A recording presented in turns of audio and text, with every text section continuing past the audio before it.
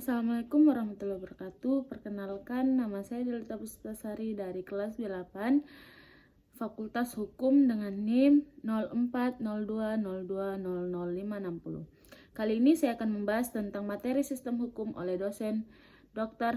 Hardianto Janggi SH.MH. Langsung saja ke soal yang pertama. Apa yang kalian pahami dengan sistem atau sistem hukum? Menurut Kamus Besar Bahasa Indonesia KBBI, sistem adalah perangkat unsur secara besar saling berkaitan sehingga membentuk suatu totalitas, sementara sistem hukum adalah seperangkat aturan yang tersusun secara teratur serta berasal dari berbagai pandangan, asas, dan teori para pakar. Nomor 2. Sistem hukum apakah yang digunakan di Indonesia? Sistem hukum Eropa kontinental berasal dari kodifikasi hukum kebiasaan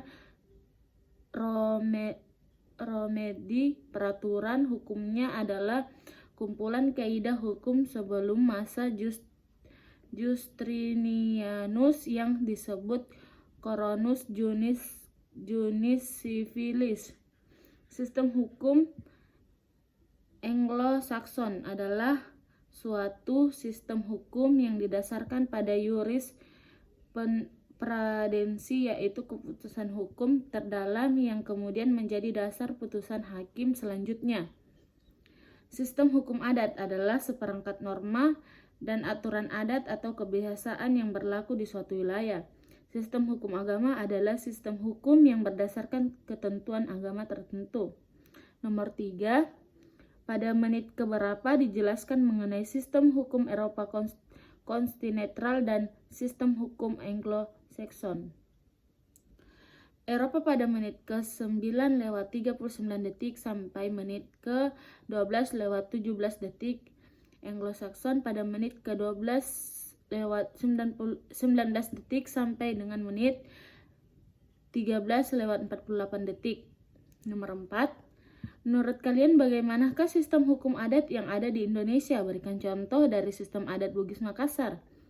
Sistem hukum adat yang ada di Indonesia yaitu sumbernya adalah peraturan hukum tidak tertulis yang tumbuh dan berkembang dan dipertahankan dengan kesadaran hukum masyarakatnya. Contoh di sistem adat Bugis Makassar, Mapahi adalah upacara mengawali musim tanam padi di sawah. Ritual ini dijalankan oleh para pendeta Bugis karena yang dikenal dengan sebutan bisu. Selain di Pangkep, komunitas bisu ada di Bone, Sopeng, dan Wajo. Nomor 5. Sumber-sumber hukum Islam yang kalian ketahui: Al-Quran, As-Sunnah, hadis, dan ijtihad ulama berupa ijma dan qiyas.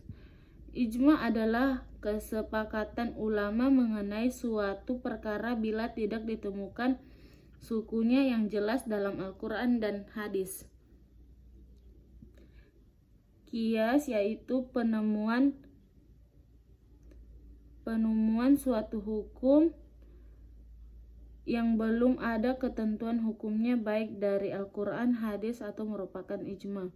Sekian dari saya, kurang dan lebihnya mohon dimaafkan. Wassalamualaikum warahmatullahi wabarakatuh.